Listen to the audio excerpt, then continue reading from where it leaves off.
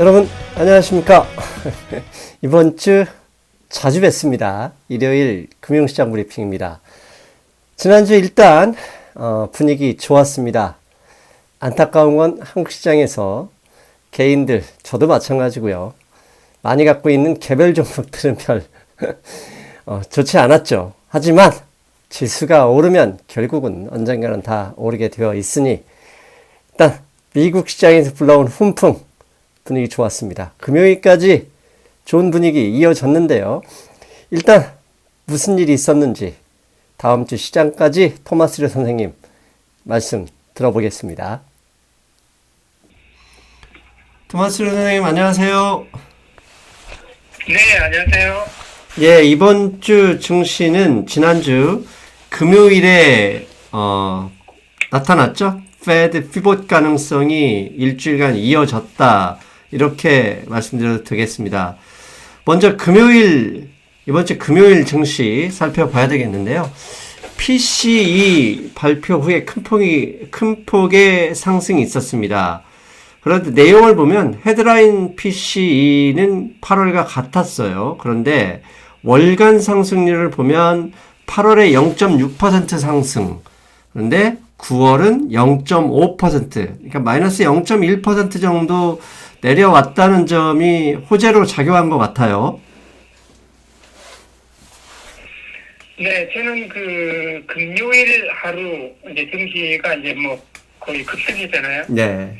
네, 금요일 장을 좀 간단하게 좀 줄이면은 애플 주식의 주연, 그러니까 주연은 애플, 조연은 나스닥 지수, 참조 출연은 PCE였다, 이렇게 보고 있습니다. 네, 알겠습니다. 그건 뒤에 제가 정리해서 또 여쭤볼 건데 잠깐 뒤로 좀 미루고요. 그리고 연이어서 30분 후에 발표된 미시간대 기대 인플레이션, 1년 기대 인플레이션이 2주 전에 발표한 예비치 5.2% 상승해서 5.0%로 마이너스 0.2% 정도 하락한 것도 조연이긴 하지만 호재로 작용한 게 맞겠죠? 네, 조연이긴 한데 사실은 저는 이제 이런 데이터를 인베스팅닷컴에서 보거든요. 네. 네, 인베스팅닷컴에서 보는데 제가 거의 여러 항목이 이제 8시 반에도 나오고 이제 10시도 나왔는데 그 PC 같은 경우도 지난달하고 거의 변동이 없었다. 예, 맞습니다. 저는 그렇게 봤고요. 그 다음에 이제 컨슈머 센티먼트, 그것도 거의 변동이 없었다. 근데 제가 볼 때는 이제 증시 입장에서, 증시 투자자 입장에서 이제 좋게 해석하면은, 지난달과 비교했을 때 더 악화되지 않았다. 그러니까 좀 더 핫하게 나오지 않았다. 이것에 안도를 이제 가는 것 같아요. 예, 그 수치가 더 올라가면은 증시가 좀 겁먹을 수도 있는데, 지난달하고 거의 동일하게 나온 이것에 대해서 그래도 좀 안도하는, 거기다가 이제 애플 주식에 이제 그다음에 나스닥의 대반락, 이런 걸로 해갖고 금요일 당시가 이제 크게 상승했다고 보는데, 저는 그 PC하고 컨슈머 이 자료에 대해서는 좀 크게 이제 좀 비중을 좀 안 두고 있어요. 근데 제가 왜 이걸 먼저 말씀드렸냐, 일주일 동안 증시를 보면 결국 페드 피봇 가능성 대 나스닥 그러니까 나스닥 빅테크 기업들의 어닝 미스의 싸움이었잖아요.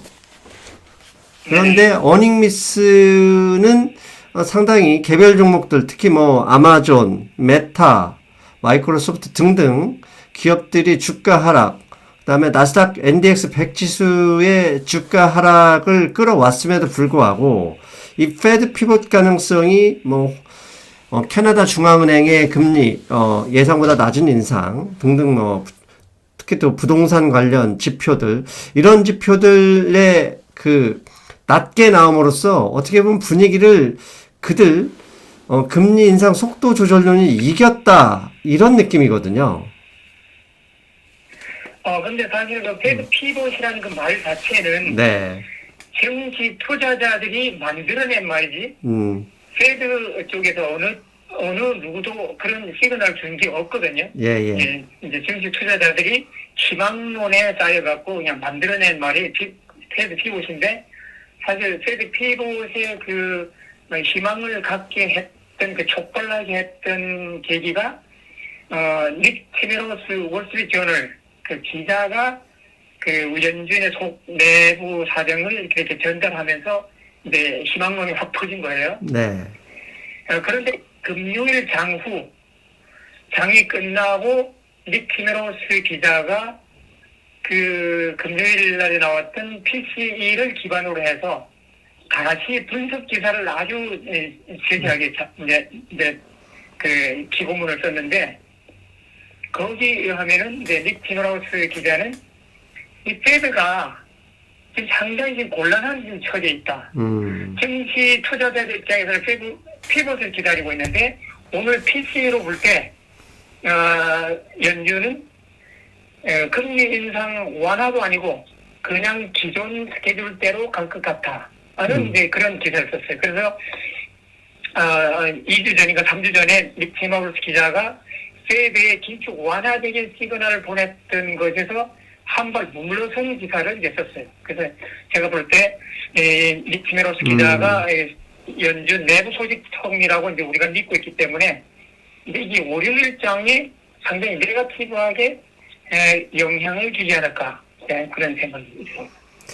야, 그렇다면 금요일에 이 주가 증시 상승에도 불구하고 채권 금리가 상당폭 오르면서 마감했잖아요. 그것도 어떻게 보면 미리 반영을 한 것이다. 그런 불길한 느낌도 드네요.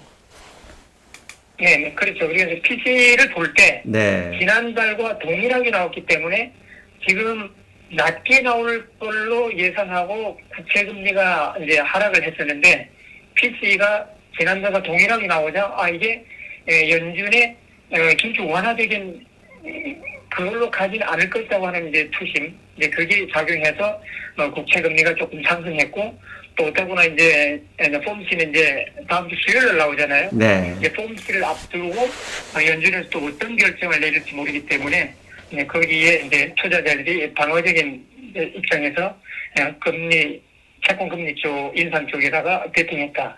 이제 그렇게 보는데 하여튼 지금까지 우리 증시 위험자산 쪽에서는 이 닉 티메로스 기자의 일에 의해서 울고 웃고 이런 이제 형국이 계속 반복돼요. 올해 들어와서. 네. 그런데 이제 금요일 장후에 닉 티메로스 기자가 당초 자기들이 페드 피벗 이 희망론에서 한 번 물러선 기사를 다시 냈기 때문에 혹시 이것이 최근에 바로 직전 이 기사를 송고하기 직전에 연준 내부 어떤 교감이 있은 상태에서 이런 기사를 쓴 것인지 아니면 PCE 데이터만 보고 자기가 이제 주관적으로 쓴 건지 모르지만은 하여튼 이 닉 티메로스 기자의 영향력이 대단하기 때문에 저는 월요일에 상당히 좀 네거티브하게 영향을 줄 것 같다 이런 생각이 듭니다. 예, 알겠습니다. 일단 월스트리트 저널 기사를 일단 그게 금요일 날 그 오후에 나왔으니 그걸 일단 옆으로 제껴놓고 네, 그래서 닉 티메로스 기자가 이제 초점을 둔 게 그거예요. 이번 PC를 볼 때 노동시장은 여전히 핫하다. 그 다음에 컨슈머 스pen딩이 여전히 강하다. 그 다음에 모든 물가 프라이스 프레셔가 여전히 강하다. 그 다음에 ECI라고 있잖아요. 네, Employment Cost Index, 예. 그 인건비. 이것도 지난 그 3분기에 보면은 그 직전 2분기에서 5%나 더 상승했다. 그래서 여전히 이 페드가 돌아설 만한 이런 데이터는 전혀 안 나오고 있다. 네, 이렇게 얘기하면서 하여튼 그런 기사를 썼는데 제 개인적으로는 이것이 이제 이 페드가 이제 11월 2일 날 이제 폼씨가 있고 11월 8일에 중간 선거잖아요. 예. 중간 선거인데 지금 민주당 쪽에서 연준에게 압박 편지를 막 보내고 있어요. 금리 그만 인상해라. 이러다가 미국 경제 망친다. 뭐 이렇게 하는데 특히나 민주당 상원 뱅킹위원장이 연준 파월 의장에게 편지 썼어요. 금리 인상 그만해라. 상원의 그 뱅킹위원장은 연준을 감독하는 기관이거든요. 네.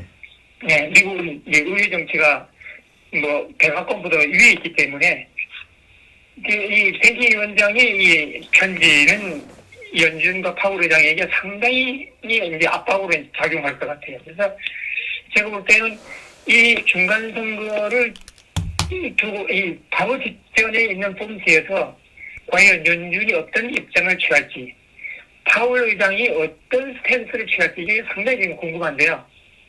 개인적으로는 그냥 이제 레티제를 한번 써본다 그러면은 이번 폼스에서 파월 의장은 아주 애매한 중간 줄타기를 할 것 같은 생각이 들어요. 왜냐하면은 여기다 강경 이 PC 데이터를 볼 때 이게 파월 의장은 강경 발언을 하고 싶거든요. 그렇지만은 중간 선거 직전이기 때문에 괜히 민주당에 더 이제 나쁘게 찍힐 필요는 없잖아요. 그래서 아주 아슬아슬하게 이제 애매모호한 발언을 할 것으로 저는 이제 보고, 지금 이런 자산시장 쪽에서는 이번 폼스에서 파월 의장이 페드 피봇에 대해서 좀 더 희망을 좀 더 지켜주기를 이제 바라고 있지만은 아마 파월 의장은 이럴 수도 없고 저럴 수도 없는 아주 애매한 중간지다. 그런데 이제 연준 멤버들의 그 블랙아웃 기간이 이제 지났기 때문에 이제 한 명씩 이제 나와서 폼스 이후에 이제 발언을 할 거거든요. 네. 그래서 제가 볼 때는 11월 8일 중간 선거 전에는 발언을 아꼈다가 삼가했다가 11월 8일 지나면은 강경 발언을 쏟아낼 가능성이 있다. 저는 그렇게 개인적으로 추측하고 있습니다. 어차피 금리가 결정이 됐고 12월 17일인가요? 16일 FOMC까지는 시간이 있기 때문에 그 강경 발언을 통해서 기대 심리를 낮출 가능성은 충분히 있겠죠? 네. 예, 알겠습니다. 그런데 지난주하고 금요일까지 이어진 부동산 관련 지표들, 가령 뭐 케이스칠러 주택시장 지수, 신규 주택 판매, 금요일에 이제 잠정주택 판매 등 이 지표를 보면 모조리 그 전월에 비해 큰 폭으로 하락하고 있습니다. 즉, 지난달까지 코어 CPI에 영향을 많이 주고 있는 렌트비를 포함한 이 쉘터, 주거비도 결국은 이런 하락세를 반영할 수밖에 없다. 이런 그 분위기도 있습니다. 네, 그런데 그 미국 부동산 시장에 대해서는 네. 그 한국의 이제 그 주요 뉴스 매체나 뭐 경제 그 유튜브 뭐 이런 데 뭐 헤드라인들 보면은 미국 부동산 시장이 뭐 냉각되고 있다, 붕괴되고 있다, 뭐 급히 급격히 침체되고 있다, 뭐 이런 기사가 이제 헤드라인이 많이 뜨거든요. 네. 그런데 그래서 이제 한국에 있는 분들이 미국 부동산을 평가할 때 뭐 케이스 실러 뭐 인덱스도 있지만은 여러 가지 있는데 잘못 생각하고 있는 게 있다. 저는 그렇게 봐요. 이게 뭐냐 그러면은 이 미국의 그 주택 그 구입은 거의 90% 이상의 사람들이 30년 고정금리로 구입해요. 네. 네, 그렇기 때문에 지금 미국의 모기지 금리가 이제 1년 전에 3%였다가 지금 7%거든요. 네. 이제 2배 이상은 뛰었는데 이것만 보면은 뭐 샤킹할 이제 수치죠. 그렇지만은 기존의 주택을 갖고 있고 작년 1년 전에 뭐 1년 전이 아니라 6개월 전이라도 그 이전에 집을 구입한 사람들은 30년 고정 모기지 금리로 아주 낮은 3% 내지 3.5%의 집을 구매했기 때문에 지금 모기지 금리가 7% 넘게 뛰어온다 해도 전혀 영향이 없어요.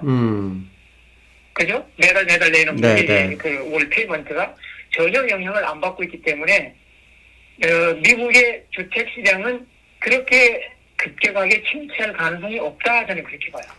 그런데 단지 이제 그 한국에 있는 분들이 이제 분석할 때 주택 매매 건수 있잖아요. 네. 뭐 주택 그 보통 이제 영어로 세일즈라고 그러는데 세일즈 수치 이것만 갖고 자꾸 이제 평가를 하려고 그러는데 지금 사실 뭐 모기지 금리가 이제 7% 넘어가면서 신규 주택을 매수하려고 하는 사람들은 사실 매수세가 이제 사라진 상태죠. 네. 그렇기 때문에 매매 건수는 뭐 지난달보다도 5% 내려가고 지난 쿼터보다 10% 내려가고 이렇게 충격적인 수치로 계속 내려갈 수 있지만은 그것이 곧 주택 가격의 하락으로 이어지지는 않는다.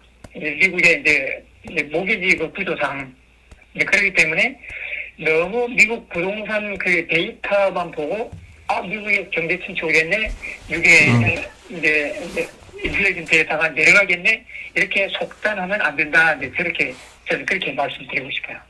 물론 이제 미국의 상용 부동산은 이제 가격도 이제 뭐 매매도 끊기고 이제 가격도 많이 하락했는데, 주택 가격은 아직 좀 미세한 가격 이제 하락에서 이제 그치고 있어요. 그래서 하여튼 이게 미국의 그 주택 시장 구입 그 구조를 이제 보면은 하여튼 그렇게 걱정할 만한 그런 건 아니다, 저는 그렇게 봐요. 예, 사실 걱정하는 건 아니고요. 걱정하는 의미로 제가 했던 건 아니고, 말씀하신 대로 케이스 실러 지수도 하락한 게 아니라 상승률이 크게 둔화된 게 맞습니다. 그런데 렌트비를 통계내는 그들을 보면 9월, 10월 연속해서 큰 폭으로 하락하고 있거든요. 예, 그걸 말씀드리는 거니까 약간 좀 오해하셨으면 좋겠고. 네네. 그런데 이제 미국에 이제 인플레이션이 심하잖아요. 뭐 네. 에너지 가격, 뭐 식품 가격, 모든 이제 서비스 가격이 다 올라가고 있으니까, 그 다음에 이제 그러니까 이제 미국은 철저하게 지방 자치 네. 정치잖아요. 그래서 미국에는 이 하나의 시티가 한국처럼 대규모 시티가 아니에요. 뭐 인구 10,000명, 뭐 순대 5,000명도 하나의 시티예요. 그 안에는 시청도 있고 소방서 있고 뭐 경찰서 있고 학교가 있잖아요. 근데 그 타운이 이제 우리가 보통 타운이라고 그러는데, 예. 타운 안에서 자체적으로 해결을 해야 돼요. 이제 이 모든 비용을 선생님 월급이나 뭐 소방서 월급이나 뭐 경찰들 월급, 이 타운에서 다 자체 해결을 해야 되는데, 이제 인플레이션 올라가죠.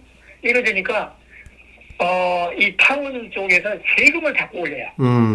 이 타운의 그 주민들한테. 이제 인컴택스는 주정부, 연방정부에서 물리지만은 부동산을 갖고 있는, 그 다음에 이제 길거리에 있는 비즈니스, 세일즈 텍스, 뭐 이런 거는 이제 타운에서 이제 결정하는데, 이제 타운홀에서 이제 이런 세금을 자꾸 올리다 보니까 집을 갖고 있는 오너 입장에서는 자기 나가는 비용은 자꾸 올라가는데, 우리 충당할 데가 없으니까 이것을 렌트비를 올림을 해갖고 이걸 이제 상쇄를 시키는 거죠. 그래서 렌트비가 올라가는 구조가 인플레이션 올라가고 타운에서 세금 올리고 하니까 오너들이 그 비용을 렌트로 전가시키는 그런 악순환이 이제 계속 되고 있어요. 그래서 제 주변에도 보면은 렌트비를 계속 올려요. 왜냐하면 주인이 계속 손해볼 수 없으니까. 그래서 이 렌트비도 이렇게 지금 안정되고 있긴 하지만은 그래도 완만하게 상승세는 계속될 수 있다. 그래서 이것이 인플레이션과 이제 타운에서 이제 텍스를 더 인상하는 거, 이런 게 이 전제 조건이 해결되지 않고서는 렌트비는 조금씩이라도 계속 올라갈 수 있는 그런 구조라, 이렇게 말씀드리고 싶습니다. 네, 이건 경제지표에서 나오는 것들을 선생님이 지금 반박하는 거라 제가 어떻게 말씀드리기 좀 막막한데요. 일단 그건 다른 이야기니까 넘어가고요. 자, 지난주 분위기를 잠깐 총평을 하면, 빅테크들이 대부분 나스닥 지수 소속이고, 그러다 보니까 다우지수, 즉, 다우지수 중심, 가치주 중심의 다우지수가 성장주 중심의 나스닥 지수를 훨씬 넘어선 상승세를 보였습니다. 그래서 이게 지금 한 달 상승률을 찾아보니까 다우지수가 14.4% 상승을 했어요. 그런데 S&P 500 인덱스는 11%, 나스닥 지수는 5%만 상승을 했거든요. 이런 흐름이 한 달 동안 이어지다 보니까, 이 기록을 찾아보니까 이런 한 달 상승률이 다우지수가 이 정도로 나스닥을 상회한 것이 2002년, 그러니까 2002년이면 아마 닷컴 버블이었을 텐데요. 그 이후 20년 만에 처음이라고 하는데, 일종의 그러니까 기술주에서 가치주의 시프트, 이게 일주일 내내 보여준 느낌이었어요. 그런데 이제 다우지수가 나스닥 지수를 상회한 거는 2000 몇 년 후 기록이라고 그러지만은 10월 한 달로 볼 때 10월 한 달에 다우지수의 상승폭은 이게 한 60년 만에 처음이라고 해요. 네. 76년 이후에 최고치라고 하네요. 이 14.4%가. 네네. 이게 어마어마한. 네. 네네. 그래서 한 달로만 보면 뭐 거의 역사적 기록이다 예. 이렇게 나오거든요. 근데 저는 제가 조금 전 좀 자랑하고 싶은 게 뭐냐면은 제가 그 3주 전에 어닝 시즌 시작할 때요. 네네. 제가 우리 회원들한테 이번 어닝 시즌에서는 가치주가 기술주를 능가하는 실적을 낼 수 있으니까 우리는 가치주 비중이 좀 높은 다우지수에 들어가자. 이렇게 해서 다우지수를 추천했어요. 매수를 추천했는데 이제 우리 사실 뭐 우리 투자자 입장에서는 다우지수에 그 매수하는 건 뭐 거의 인기가 없잖아요. 맞습니다. 사람들이 예. 나스닥 지수나 뭐 S&P 뭐 이런 걸 보지 다우지수는 거의 거들떠 안 보는 건데. 네. 그래서 저는 이제 이번 어닝에서 이 가치주 기술주의 그 이제 어닝 그 실적이 엇갈릴 수 있다. 가치주는 올라가고 기술주는 내려갈 수 있고. 그래서 우리가 안전하게 다우지수에 들어가자. 이제 이렇게 해갖고 다우 그 ETF 3배짜리 있잖아요. 네. 3배짜리를 이제 저도 들어가고 이제 추천했는데 그것이 뭐 대박을 터뜨린 거죠. 그 다음에 이제 10월 초에 그 오페크에서 감산 결정을 했을 때, 네. 제가 우리 회원들한테 정유주에 들어가자 이래갖고 정유주도 그때 들어갔어요. 그래서 이번 10월 한 달 내내 저는 회원들이 뭐 살 거야 이렇게 질문을 하면은 저는 딱 2가지만 추천했어요. 계속 다우지수 정유주, 다우지수 정유주. 그러니까 이게 정유주도 2배짜리, 3배짜리 있잖아요. 이제 그걸로 이제 했고 다우지수도 그렇고. 그 우리는 사실 저는 이제 10월달 들어와서는 나스닥 지수와 반도체 전혀 추천 안 하고 다우지수와 정유주 이것만 했는데 하여튼 여기에다가 비중을 이제 우리가 이제 상당히 이제 크게 들어갔고 뭐 회원들 개인 성격이 다르지만은 여기에 뭐 거의 비중을 치중했다고 그러면은 그 회원들은 아마 대박났던 10월 한 달이었다 이렇게 보는데 하여튼 이 다우지수 안에는 이제 뱅크주들이 많고 이제 정유주들이 많고 그 다음에 또 각종 이제 가치주들이 많잖아요. 네. 많은데 이 가치주들은 이번 그 인플레이션 상승기에 이제 특징이 뭐냐면 코카콜라 같은 게 예를 들어갖고 자기 제품에다가 인플레이션 그 상승한 그거를 전가시켜 버려요. 네. 그러니까 제품 가격을 올림을 해갖고 그 인플레이션 그 압력에서 이제 벗어날 수 있는 거죠. 네, 그런 것도 있고 그 다음에 금리 인상에 대해서 좀 둔감하잖아요. 뭐 직접적인 민감하게 반응 안 하는 섹터고. 네, 그래서 이 다우지수가 상당히 아웃퍼폼한 거고. 그 다음에 사실은 그 나스닥도 사실은 빅테크를 뺀 나머지는 실제 괜찮았어요. 예. 빅테크들이 박살나는 바람에 나스닥이 그 성적이 저조했던 거지.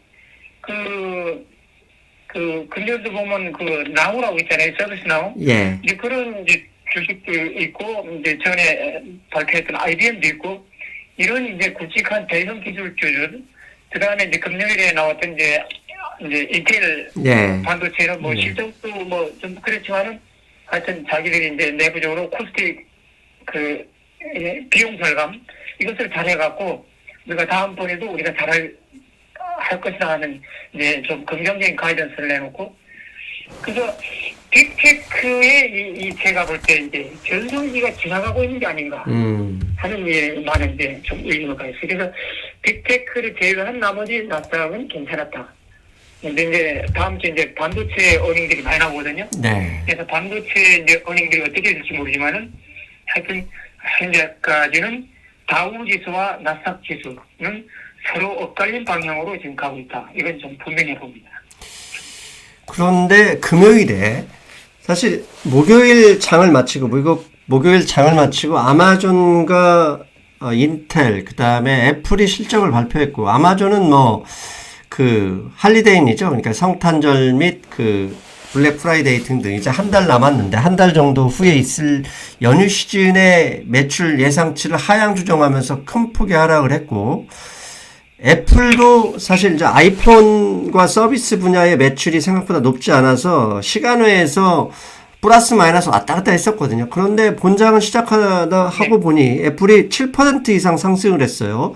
그러면서 앞에 선생님이 말씀하신 대로 애플이 나스닥에 반전도 나왔고 그러니까 가져왔고 다우지수의 추가적인 상승까지 이끌어냈는데 특별한 이유가 있는지 궁금합니다.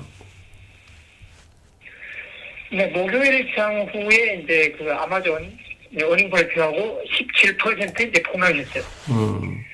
그 다음에 이제 애플도 이제 어닝 발표하고, 장후 그 직후에는 3% 정도 하락했었어요. 네. 했는데, 사실은 그 장후 4시 이후에 이제 어닝 나오기 때문에 사실 그 월가의 메인 플레이어들은 다 이제 집으로 퇴근한 이후에 네. 이제 어닝이 나오잖아요. 그래서 주로 이제 남아있는 이제 좀 큰 손들, 개인 투자자들에 의해서 어닝 그 결과에 대해서 주가에 반영되고 있는데, 이제 애플 같은 경우는 뭐 사실은 뭐 어닝 그 결과가 뭐 좋은 것도 아니고 나쁜 것도 아니고 뭐 예상했던 만큼만 나왔어요. 네. 그 정도 나왔는데 주가가 이제 3% 하락으로 떨어졌는데 제가 볼 때는 이 월스트리트에 있는 그 빅 플레이어들이 밤새 애플에 대해서 이제 연구해봤겠죠. 아마존도 연구해봤고 이제 애플도 연구해봤는데 애플이 지금 현재 상태에서 이렇게 뭐 어닝이 다른 빅테크에 비해서 잘 나왔는데 상대적으로 잘 나왔는데 이렇게 프레즈 받을 이유가 없다. 아마 그렇게 생각했겠죠. 밤새 연구해본 결과. 그 다음에 이제 애플이 이제 금요일 날에 폭등한 배경에는 저는 뭐 다른 것보다도 그 자사주 매입 있잖아요. 네. 여기에 크게 영향받았을 것이다. 저는 그렇게 봐요. 왜냐하면은 미국의 그 지난번에 그 의회에서 통과된 법에 의하면은 내년 1월 1일부터는 자사주 매입에 대해서는 1%의 세금을 인상했어요. 그래서 뭐 우리가 볼 때 뭐 1% 세금 인상 이게 별거 아니다 이러지만은 그 대기업들의 자사주 그 규모에 그를 비교해 볼 때 1% 세금은 엄청난 금액이에요. 예. 근데 그래서 지금 이 미국의 이제 대기업들이 자사주 매입을 할 수 있는 대기업들이 마지막으로 자사주 매입을 할 수 있는 게 이제 12월 말까지예요. 내년부터 좀 매력이 떨어지니까. 예. 보통 이제 자사주 매입할 때는 이 기업 오너, 이제 경영진 입장에서 이 모든 경제 환경을 볼 때 또 자기들의 앞으로의 비즈니스의 이렇게 구성을 볼 때 현재 주가가 너무 싸다 하면은 이제 자사주 매입을 하는 거거든요. 네. 그래서 자기들의 주가를 이제 조절하는 그 기능을 갖고 있는데 자사주 매입으로 인해 갖고 주가를 가장 잘 조절을 잘하는 기업이 애플이에요. 아주 그쪽에서 월가에서 이 S&P 500개 기업 안에서도 애플이 아주 그 명성이 1등이에요. 그런데 이제 애플이 보통 이제 자사주 매입이 이제 어닝 나오고 48시간 이후에 자사주 매입할 수 있는 게 법적으로 이제 그렇게 허용돼 있거든요. 네. 그러니까 제가 볼 때는 지금 뭐 페드 피봇 얘기도 나오고 지금 뭐 또 경제도 지금 핫하고 여전히 핫하고 또 애플 주가가 모든 것에 비교할 때 너무 싸다. 지금 PER도 볼 때 대단히 낮고 모든 걸 볼 때 월가 이제 큰 손들, 헤지펀드들 이런 대형 이제 큰 손들이 애플을 크게 주워 담았을 것이다. 이제 그렇게 봐요. 근데 사실 목요일 날 그 저녁에 애플, 아마존 어닝을 앞두고 헤지펀드들 입장에서는 진짜 거의 몰빵 수준의 숏 들어갔어요. 이 두 개 이 회사에. 애플과 아마존에. 그러다가 네네. 네. 뭐 거의 몰빵 수준의 이제 숏 들어갔는데 이것이 이제 뒤집혀버린 거예요. 숏 스퀴즈가 났다. 그래서 이제 일단 배경은 이제 애플의 어닝이 뭐 괜찮았다. 그다음에 이제 자사주 매입에 이제 희망도 있다. 여기에서 숏과 공매도 들어갔던 그 이제 큰 손들이 이제 그 놀래 자빠져 갖고 이제 쇼커버링 하면서 숏 스퀴즈로 이제 애플이 이제 치솟았다. 이제 그렇게 보죠. 그러면 다우 지수 안에 애플이 들어가 있잖아요. 예. 네. 저는 그렇게 알고 있거든요. 예, 맞습니다. 다우지수 애플 들어가 있습니다. 애플이 폭등하면서 다우지수, 그러지 않아도 이제 상승기를 네. 하고 있던 다우지수마저도 아주 4대 지수 중에 가장 크게 이제 급등을 했다. 네. 그렇게 보고 있습니다. 그래서 하여튼 결론은 그러면서 애플이 폭등하면서 금요일날 장 초반에 하락에서 맴돌던 반도체 네. 섹터, 그 다음에 나스닥 그 지수 자체들이 이제 급반전을 이제 이룬 거죠. 그래서 애플 주연, 나스닥 지수의 조연, PC는 찬조 출연, 이렇게 이제 말씀드리고 싶습니다. 앞에 선생님 말씀하신 대로 지난 한 달간 상승률을 보니까 한 달이 10월부터가 아니라 지난주 금요일까지 한 달가니까 9월 말부터 10월 지난주까지 한 달 상승률을 보면 다우지수가 12.4% 올랐을 때 나스닥 지수가 마이너스 1.2% 하락을 했습니다. 그런데 반도체 지수는 플러스 3.4% 올랐거든요. 그러니까 이걸 가지고 추정을 해보면 결국 한 달 동안 나스닥 지수가 하락을 하긴 했고 아니면 이제 10월 한 달 동안을 보면은 아주 적게 올랐지만 빅테크를 빼고는 나름 지수 상승률에 거의 비슷하게 선전을 했다 이렇게 말씀드릴 수 있겠어요. 네네. 그래서 이제 그 나스닥 안에는 이제 빅테크 들어있지만은 반도체는 또 따로 있잖아요. 예. 반도체의 이제 티커가 SMH 예. 하고 이제 MDX 나스닥에 그 두 개를 놓고 차트 비교해 보면은 반도체가 오히려 나스닥 인덱스보다도 조금 더 좋은 모습이에요. 예, 맞습니다. 그래서 이제 반도체 안에는 빅테크 영향을 안 받았다 그렇게 보는데 어쨌거나 그 다음 주는 이제 반도체 쪽에서 어닝이 막 많이 나오기 때문에 아직 우리가 속단할 수는 없지만은 현재까지로 볼 때는 그 저조한 가운데서도 인덱스보다는 반도체 SMH가 조금 더 좋아 보인다 이렇게 말씀드립니다. 근데 이제 한국 시장에 하이닉과 삼성전자 메모리에 어떻게 보면 글로벌 빅플레이어들이 있잖아요. 근데 네네. 금요일에 하이닉스, 그러니까 목요일과 금요일 이틀 연속으로 하이닉스가 급락을 했고 특히 금요일에는 거의 8% 가까이 하락했습니다. 그 이유가 삼성전자가 D램이나 낸드 플러시 등등 이 부분은 가격 하락에도 불구하고 감산하지 않겠다는 소식이 전해졌거든요. 그것으로 하이닉스가 급락을 했고 사실 지난주 나스닥 지수가 이렇게 빅테크를 빼고는 반등하는 영역에 있었지만 마이크론 테크놀로지도 그렇게 좋지 않았어요. 다행히 금요일 종가가 하이닉스의 하락 영향에도 불구하고 마이크론도 상승 마감을 했거든요. 이런 흐름이 다음 주에도 이어졌으면 하는 바람입니다. 네. 예. 뭐 바람은 있지만 하여튼 저는 하여튼 그 S&P가 3,900을 살짝 넘었잖아요. 네. 저는 회원들한테 이제는 현금을 비중을 조금씩 늘릴 때다 이렇게 보는데 뭐 일단은 이제 폼씨가 들어있는 다음 주 전후에 상당히 이제 변동성이 상당히 큰 장이 출현할 수 있고 지난번 그 8월달인가요? 그 잭슨 홀 미팅에서 이제 파월 의장이 강경 발언을 쏟아내갖고 증시가 폭락했잖아요. 그 다음에. 네. 예, 있는데 이번 폼시에서 잭슨 홀 같은 현상이 재탕되지 않을까 하는 이제 조금 이제 그런 이제 걱정이 좀 있어요. 지금 연준에서는 사실 증시 올라가는 게 이게 안 좋아하거든요. 네, 네.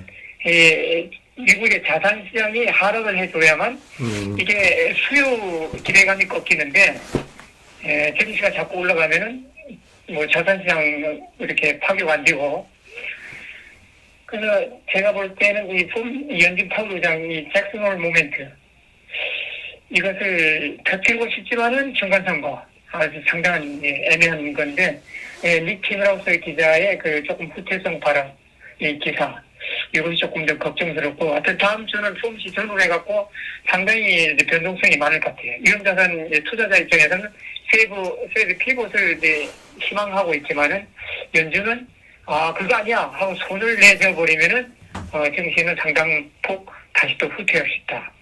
근데 제가 볼 때는 모든 걸 종합해 볼 때 지난번에 S&P가 3,500을 찍었었잖아요. 바닥을 찍었었는데 그 아래로 다시 내려가기는 좀 어렵다 저는 그렇게 봐요. 왜냐면 지금 현재 수준은 내려가 봤자 뭐 100포인트, 200포인트 더 내려가고 올라가 봤자 또 여기서 100포인트, 200포인트 더 올라가고 그래서 뭐 하여튼 뭐 4,100, 4,200까지 열려 있지만은 또 아래로 3,700 뭐 이 정도까지도 열려 있고 지금 조금 우리는 이제 현금 비중을 조금 늘려야 하는 시점이 아닌가, 좀 그런 시간. 금요일 선생님 말씀하신 그 퍼스널 인컴 아웃레이, 그러니까 개인 소득 지표들이 올랐어요. 그래서 그 월스트리트 저널에서 그런 기사를 냈지만 지수는 그 내용에 대해서 반응을 보이지 않았는데, 저는 선생님이 잠깐 앞에서 말씀하신 게 약간 다른 내용이 있는데 뭐냐면 2주 전에 카시카리 총재가 했던 말이 계속 요즘 화두가 되고 있다고 보거든요. 뭐냐면 카시카리 총재가 뭐라고 했냐면 임금 상승이 주가 아니라 결국은 서플라이 체인의 훼손과 이 원자재 가격 상승, 에너지 가격의 상승이 핵심 인플레이션을 올렸던 주범이다, 이런 발언을 했었거든요. 그 이후에 이 원자재 가격 하락 이런 것이 이어지면서 패드 피벗도 이어졌는데, 다음 주에 FOMC에서 이 카시카리 총재의 발언을 이어받을 가능성은 어찌 보시나요? 저는 이제 아까도 말씀드렸지만은 이 연준 멤버들이 11월 8일 중간선거 전에는 말을 좀 아낄 것이다, 저는 그렇게 봐요.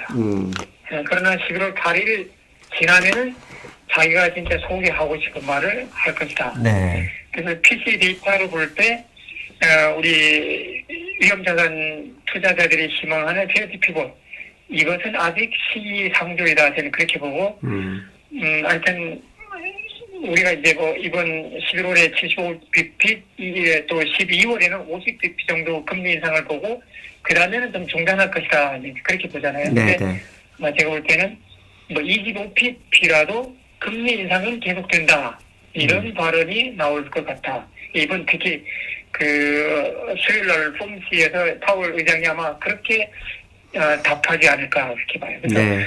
금리 속도 조절은 얼마든지 할 수 있죠. 뭐 상황에 따라 할 수 있는데 그래도 현재 모든 경제 데이터를 볼 때 작은아마 금리 인상은 계속되고 연준 스케줄대로 간다, 이런 이제 좀 시장을 도와주지 않는 발언이 나올 수 있다, 생각해 봐요. 맞습니다.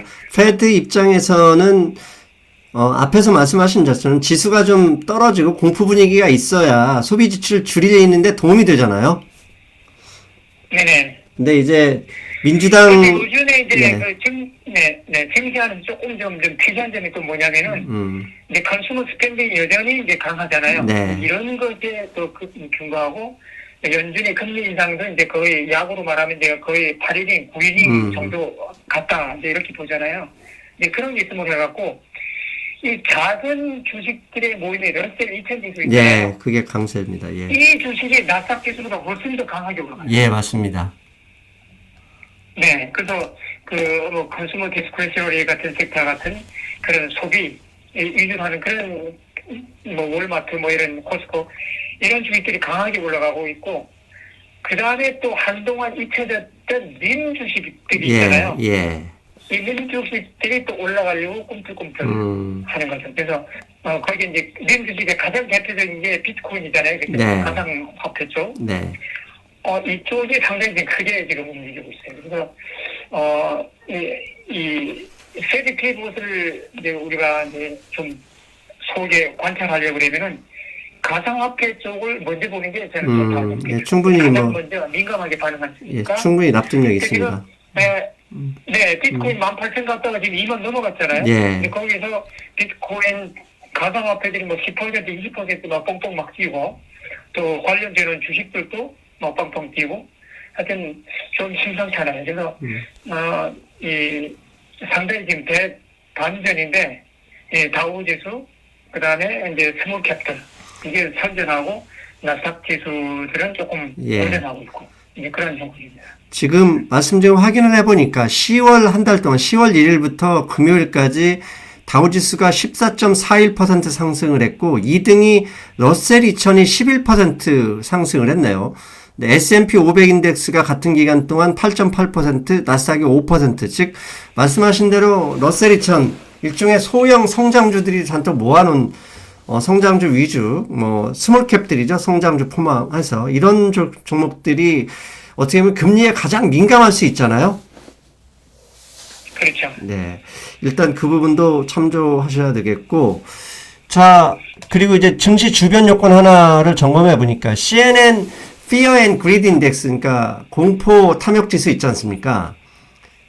이게 61을 기록했더라고요, 금요일에. 근데 이게 지난 8월 19일 잭슨홀 미팅 전에 지수 상승이 그때 거의 27일 정도에 한 달 동안 지속됐을 때 최대치가 64였거든요. 그 근방에 왔다. 이것은 어느 정도 좀 조정이 올 수도 있다. 이런 의미를 주는 것일 수 있다. 이렇게 봐야 되나요? 네, 지금 투자자들의 심리들이 탐욕의 이제 영역에 이제 들어서기 시작한 거죠. 네. 그래서 그만큼 투자자 입장에서는 느긋한 마음으로 지금 있는 거예요. 있는데 연준에서는 이게 별로 달갑지 않은 이제 데이터일 거예요. 그런데 제가 볼 때도 지금 연준의 그 경로와 정치 투자자들의 그 희망, 이게 좀 상당히 좀 괴리가 있다. 그렇게 봐요. 그래서 S&P 3,900 그 위에서는 이제부터는 조금 조심해야 할 구간이다. 그렇게 봐요. 일단 앞에서 말씀하신 대로 S&P 500 인덱스가 51선을 저항을 뛰어넘었어요. 그래서 뛰어넘어서 이제 200일선까지 4,100포인트, 약 200포인트 남았는데 월가 전문가들 중에서도 제가 토요일에 뉴스를 찾아보니까 4,100포인트를 예상하는 분들이 갑자기 좀 많아졌습니다. 그런 이유가 되겠죠? 네, 일단 차트상으로 보면은 네. 뭐 4,100, 4,200까지도 열려는 있어요. 네. 열려 있고, 그게 이제 올해 1월부터 하락을 했던 그 하락 추세선이거든요. 근데, 지금 뭐 이번 품시에서 막 연준이 진짜 시장에서 원하는 대로 피봇에 대해서 조금 더 긍정적인 희망을 이제 시그널을 준다고 그러면은 맞습니다. 뭐 사실 그쪽까지 그만큼까지 올라갈 수도 있죠. 올라갈 수 있는데 저는 연준의 임무는 지금 완수된 게 아니거든요. 지금 네. 어떻게 하든지 인플레이션을 끌어내려야 되는데 자산시장이 지금 지난 8월 잭슨홀 미팅 그 직전처럼 자산시장이 너무 조금 앞서가고 있다. 저는 그렇게 봐요. 그래서 하여튼 뭐 증시라는 것은 우리가 뭐 속단할 수 없잖아요. 네. 뭐 위로 흘러갈지. 그러나 제 개인적으로는 최대 4천 정도까지는 올라갈 수 있지만 그 이상 그 위로는 조금 어렵지 않겠나 좀 그렇게 봅니다. 결국은 뭐 예상이 이번 주는 의미가 없는 게 수요일 한국 시간이죠. 목요일 새벽에 될 텐데 파월 의장이 기자회견에서 어떤 발언을 하느냐에 따라서 달려 있지 않을까요? 네. 네, 하여튼, 그런데, 일단 중간선거 직전이라서 네. 파월 의장이 강경 발언은 못할 것이다. 그렇게 봐요. 네. 이 민주당 쪽에서 압력이 이제 대단하거든요, 지금. 네, 같은 한 솥밥을 먹고 있는 식구들끼리, 민주당 선거 망칠 일이 없기 때문에, 파월 의장은 강경 발언은 못 쏟아낼 것이다. 그렇게 봐요. 지금 중간선거 그 예측 오늘 그 월스트리트저널에 좀 살펴봤더니 둘 중에 하나, 특히 하원은 뭐 공화당이 접수하는 것으로 거의 뭐 기정사실화하고 있었고, 이 상원은 뭐 거의 50대 50 이렇게 보고 있더라고요. 현지에서는 이렇게 보는 게 맞습니까? 네네, 대충 그렇습니다. 그런데 이제 바이든 대통령 입장에서는 이제 인플레이션은 올라가든 말든 하여튼 경제 데이터가 네. 잘 나오고 있으니까 네. 미국 경제는 튼튼하다, 좋다. 네, 이게 다 내 실적이다. 네, 이렇게 네, 광고하는 거고, 또 뭐 공화당이 이 의회를 장악한다고 그러면은 현재 인플레이션보다 더 올라갈 수 있다. 네. 뭐 이렇게 뭐 발언을 뭐 계속 쏟아내고 있는데, 하여튼 결국 이 국민들이라는 게요. 배부르게 먹게 해주면은 현 정부 잘한다고 그러고 맞습니다. 배고프면 현 정부 못한다고 그러는 거거든요. 예. 생지가 이렇게 박살나고 해갖고 미국의 많은 은퇴자들, 은퇴연금에 기대서 살고 있는 은퇴자들, 또 현직에서도 이제 미국의 거의 국민 3분의 2가 이제 주식 투자하고 네. 있는데 여기서 엄청난 손을 보고 있잖아요. 예. 뭐 스마트한 사람은 뭐 개인도 할 수 있지만은 어마어마한 이제 손해를 보고 있기 때문에. 이게 다 현 정부 바이든 당선 때문이야 이렇게 지금 돌리고 있거든요. 네, 그래서 지난번 방송에서도 제가 언급했지만은 이거 중간선거 직전에 뭔가 바이든 대통령이 큰 호재를 터뜨리지 않을까 뭐 이런 가능성은 여전히 네. 남아있다. 이렇게 보고 있습니다. 11월 8일이 중간 선거인데 이제 한 가지 선생님께 조언을 구하자면 공화당이 일단 하원은 거의 뭐 접수하는 게 기정사실로 지금 현재 분석이 나오는 걸 감안하면 공화당이 하원을 접수한다 그러면 지금까지 민주당이 그러니까 하원과 상원을 동시에 접수하면서 재생에너지 쪽에 이쪽 많이 포커스를 이렇게 두었었는데 공화당이 둘 중에 하나를 접수하게 되면 결국은 이쪽 그 군사 쪽이죠. 그러니까 군축 부분이 예상외로 지출이 더 늘어날 수도 있고 반대로 이 재생 쪽은 좀 더 이렇게 투자가 그러니까 마음대로 쉽지 않을 것이다. 이런 것을 감안해서 투자도 비중을 좀 조절해야 될 가능성은 있을 것 같은데 선생님 보시기엔 어떠실지? 지금 민주당 정권은 지금 특히 유럽, 네. 그 우크라이나 러우 전쟁 해갖고 이제 우크라이나 쪽을 이제 중간 매개해갖고 예. 미국과 유럽이 상당히 찰떡 공조를 잘하고 있거든요. 예. 근데 공화당 쪽에서 의회 정권을 차지하게 된다 그러면은 당장 우크라이나 전세에서 또 반전이 일어날 수 있어요. 이제 러시아, 이제 공화당은 우크라이나 무기 대주는 걸 그렇게 좋아하지 않거든요. 예. 그리고 우리가 언제까지 우크라이나에다가 이렇게 막대한 돈을 계속 퍼부어야 되느냐. 예. 근데 민주당 쪽에서는 이제 그냥 무상으로 지금 제공하는 거고, 공화당은 이거 우리가 백지수표주면 안 된다. 언젠가 다시 돌려받는 조건으로 해야지. 언제까지 우리가 우크라이나에서 정비를 될 것이냐. 그래서 이 공화당 쪽에서는 반대를 하고 있어요. 그래서 공화당에서 의회를 반쪽으로 차지한다 그러면 당장 유럽과의 공조가 흔들릴 수 있고, 그 다음에 우크라이나에서 러시아가 득세할 수 있고, 그 다음에 말씀하신 대로 에너지 쪽에서는 이제 재생에너지와 이제 기존의 이제 전통 에너지. 예, 전통 에너지죠. 네, 그 전통 에너지. 이 전통 에너지가 좀 더 득세할 수 있죠. 예. 그런 면에서 우리 정치 투자자 입장에서도 이 재생에너지 쪽에 좀 관심이 주는 게 맞고, 그 다음에 민주당은 이제 돈을 푸는 쪽이고, 네. 공화당은 돈을 덜 푸는 쪽이거든요. 네. 그래서 공화당이 의회를 장악한다 그러면은 이제 뭐 앞으로의 스티뮬러스 패키지 같은 거는 기대를 이제 좀 못할 수도 있죠. 그래서, 장기적으로 보면 이제 의회 권력을 나눠 갖는 것이 정치 더 안정적이에요. 예. 왜냐하면 일단 독재를 하면은 좋은 것도 할 수 있지만 나쁜 것도 할 수 있거든요. 예. 특히 민주당은 기업의 법인세 올리려고 지금 그런 것도 안 좋은 것도 있는데, 근데 제가 볼 때는 균형 맞게 양쪽에 서로 균형과 견제 이렇게 가는 것이 좋다. 정치에 오히려 좋을 것이다. 당장은 공화당이 득세하면은 조금 정치에서 마이너스로 영향을 줄 수 있지만은 좀 장기적으로는 정치가 안정되게 갈 수 있다. 그렇게 봐요. 예. 그런 면에서 보면 빅테크들이 이 규제나 이런 부분에 공화당이 정권을 잡는 게 빅테크한테는 유리할 수는 있겠습니다. 네네. 공화당 쪽에서는 좀 친기업적이거든요. 예. 민주당은 조금 좀 나눠 먹자. 예, 이런 이제 주의고. 그래서 빅테크들은 민주당 그 정권 내에서는 좀 이제 순환을 좀 많이 겪는 그런 시대이죠. 예, 알겠습니다. 벌써 50분이 넘어가는데요. 마지막으로 앞에서 말씀을 다 하셨지만 마지막으로 정리의 말씀 남겨주시면 오늘 방송 마무리하는 발언으로 종료하겠습니다. 네네. 연준에서 페드 피봇을 완전히 자기 입으로 확인시켜주기 전까지는 지금 10월달에 이어졌던 가치주 우세 이런 흐름은 계속 갈 수 있고, 그 다음에 이제 특히 이제 정유주 같은 경우는 이 기업 수익이 사상 최고로 지금 기록하고 있거든요. 네. 그래서 정유주 대장주 같은 엑스모빌 같은 경우는 배당금 진입도 있어요. 역사상 최고점을 찍었어요. 예. 네, 역사상 최고점을 찍고, 정유주의 ETF도 있잖아요. XLE. 예, XLE. 이것도 역사상 최고를 찍었어요. 네.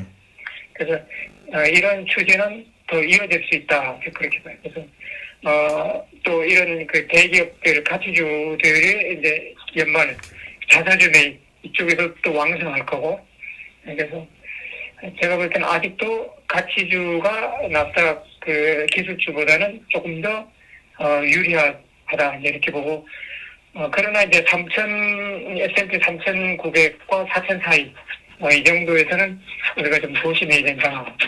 그래서 좀 크게 보면은 한 3,700 정도 떨어지면 매수하고 3,950, 4,000 정도 가면은 현금 비중을 팍 늘리고 뭐 이런 전략이 좋지 않을까 제가 그렇게 보고 있습니다. 예, 알겠습니다. 선생님 벌써 거의 1시간인데 오늘도 고생하셨고 저희는 다음 시간에 뵙겠습니다. 선생님 수고하셨습니다. 네네. 네, 수고했습니다. 안녕히 계세요. 네, 어떻습니까? 페드의 피봇 가능성, 금리 인상 태세 전환이죠. 지난주 수요일, 화요일인구나. 죄송합니다. 화요일 방송에서도 달러와 인덱스, 그 다음에 태세 전환 가능성까지 말씀드렸었죠. 이번 주에도 일단 이 분위기 11월 1일과 2일 FOMC 마치고 나서 파월 의장의 기자회견 내용이 중요하겠죠. 자, 다음 주 어떤 일이 있을지 기대감으로 시작하겠습니다. 그리고 이베스트 증권과 이벤트 네, 꼭 참조하시고 더보기 이 밑에 있죠. 더보기 활용하셨으면 좋겠습니다. 저는 다음 시간에 뵙겠습니다. 여러분 안녕.